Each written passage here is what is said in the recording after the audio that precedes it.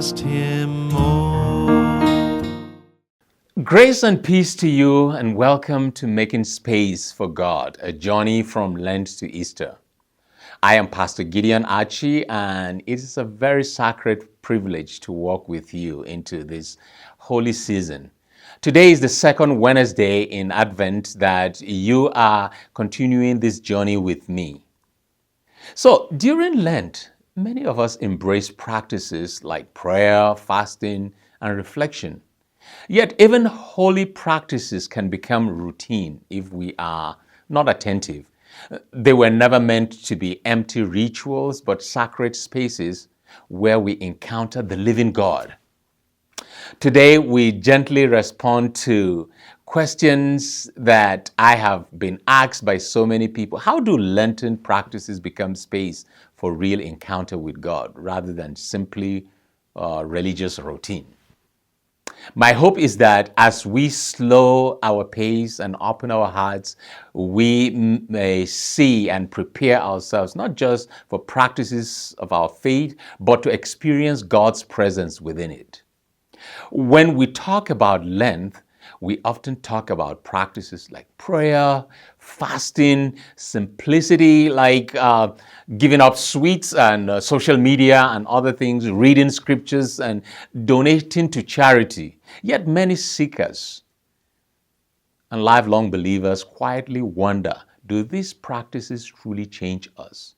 Or do we simply add another task already in our busy lives?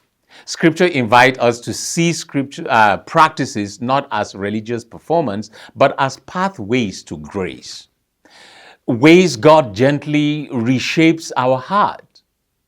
So, to understand these practices rightly, we begin with fasting, for instance, because it reveals what our hearts depend on mostly. Fasting from habits of the heart. How does fasting change my heart instead of just a habit?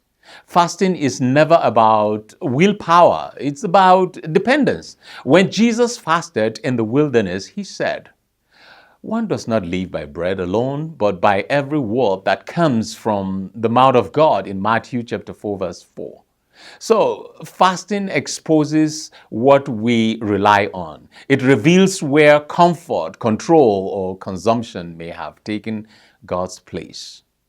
By fasting, we are not proving discipline. We are actually relearning what life is supposed to be. Fasting slows us down long enough to notice our hunger and to see that our souls are really longing for something higher. So as fasting brings honesty about our inner life, it naturally leads us to ask how to choose practices that reflect truth rather than performance.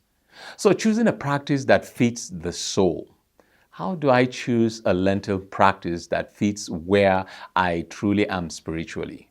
Jesus reminds us that God sees the heart, not the performance. In Matthew chapter 6, Jesus warns against practicing spiritual disciplines to be seen by others. See, a faithful Lenten practice is not the hardest one, it is the most sincere one. If you are exhausted, probably practice may be to rest. If you are distracted, your practice may be silence. If you are self-focused, you may need to practice generosity and so on. So Lent invites honesty before ambition. God is far more interested in where we truly are than where we think we should be. So when our practices are shaped by honesty, prayer itself begins to change from routine words into living communion with God. So prayer from words to fellowship with God. How can prayer move from routine words to real fellowship with God during Lent? Prayer is not about saying the right words. It is about being present. Jesus often withdrew to quiet places to pray, not to perform, but to have fellowship with the Father. For instance, Luke 5:16. During Lent, prayer becomes less about speaking and more about listening. less about feeling silence and more about trusting God within it. The Psalms reminds us that God welcomes every prayer, joyful prayer, confusing prayer, angry or wordless prayer. Honest prayers deepen our relationships with God. So when fasting and prayer are grounded in relationship, they stop feeling like a burden and begin creating a space for God to walk in our lives. Practices that create space, not pressure. How do spiritual disciplines like prayer, spending time alone with God, fasting, and other create space for God rather than becoming another task?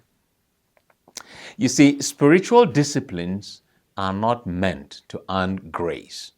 They help us receive it. Psalm 46 reminds us to be still and know that I am God. That is what the scripture tells us. Stillness is not inactivity.